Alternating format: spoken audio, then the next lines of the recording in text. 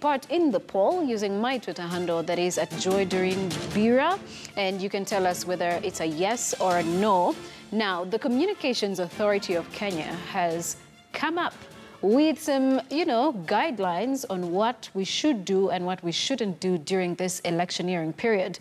And through their Twitter handle, that is @CA_Kenya, they were able to put out this information. And if we just might go through some of those tweets that they managed to share, would be able to tell you exactly what the Communications Authority of Kenya was saying. And there we go.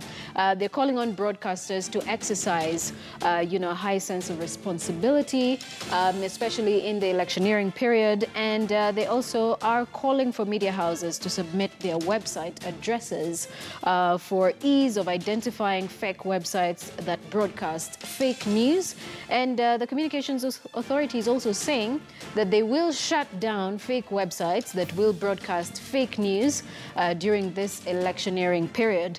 And they go ahead to say, that is the Director General, who says that proliferation of fake news is on the rise. Some are finding its way to main media platforms, and factual reporting as well and accuracy is important to ensure that Kenyans are informed rightfully. And Communications Authority is saying they will not shut down the internet during the electioneering period, as opposed to what some people had suspected. But there is some caution. Sites that will be used to spread hate speech will be shut down, and sites that are perpetrating hate speech will be pulled down. And we are asking you, have we exercised, responsible message sharing on these platforms, even as we near election day, that is on the 8th of August? You can have your say. There's some comments over there. Someone is saying, how come you have not shut down Kameme FM, which the NCIC cited as having the most hate speech? So I would now like to pose the same question to my guests in studio. And I'll start with you, Kenise. Kenise Agira is actually the chairperson of the Kenya Cybersecurity and Forensics Association, and Raphael Obonyo, to my farthest right, is an advisor, I think, for the United Nations Habitat. Yes, am I right? Yeah. Yes, exactly. So tell me something, with all this that's going on around social media and how, the Communications Authority is coming out to say we need to exercise caution this time around. They're even asking media houses to actually verify their URLs so that in case they're going through fake sites, one of ours is not just shut down. So what do you make out of all this? Good evening, viewers. One thing we have to agree that social media has become a thorn in the flesh. Mm-hmm. Right now, at times it reaches a level where you don't know what is real, what is not real. Yeah. But that notwithstanding, we also have to appreciate that it has made the ease of communication. We can now access news so easily and so fast. Mm-hmm. But one thing that is also coming up again, that it's reaching a point, actually a tipping point, where it's being misused. Mm-hmm. Because the hate speech, the level of hatred that is coming out of social media of late is reaching an alarming level. Mm-hmm. And the government is right. One thing I would say, it's time it be regulated one way or the other. But when you say regulated, some people would actually say that is infringing on their freedom of expression. Raphael, I would like to hear from you on this one. You are an advocate for youth participation. Do you think they are participating satisfactorily online, or you think they're going overboard and actually now promoting propaganda? I think, thanks, Joy, for hosting us.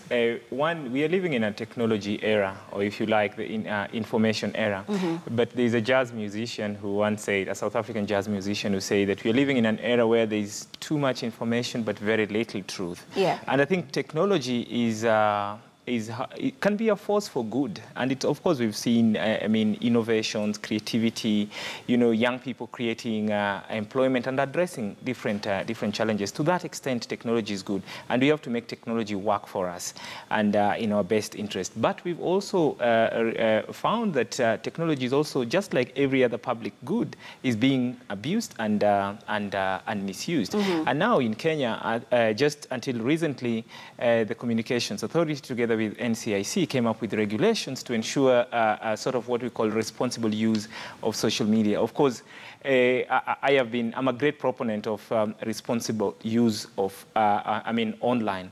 But then I also have a problem when you try to use things like regulations to make sure that people become responsible on media. Why? Because if you look at our Constitution, Article 33 and Article 35 guarantees people freedom of expression, guarantees us freedom of media.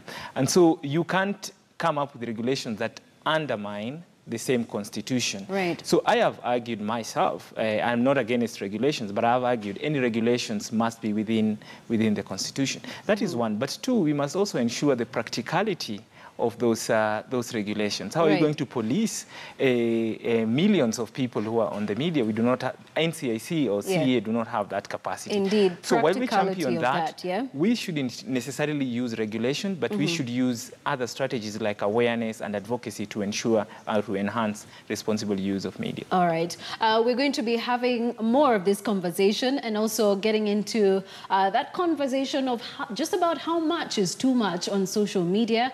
And Keniz and Raphael are going to be taking us through that conversation. And also cybersecurity is something you need to watch out for. And we're going to be following your views as well. That is here on KTN Online on Kivumbi 2017. Back to you,